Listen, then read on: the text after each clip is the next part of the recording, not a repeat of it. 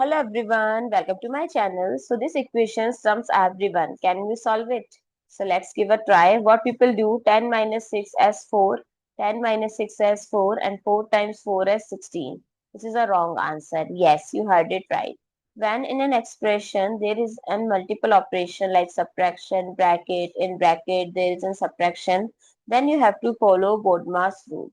That is bracket of division, multiplication, both have same priority. Similarly, addition and subtraction. So 10 minus 6, bracket 10 minus 6.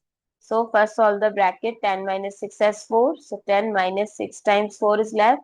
So we have to do multiplication first. So 10 minus 6 times 4 is 24 and 10 minus 24 is negative 14. So what is the correct answer?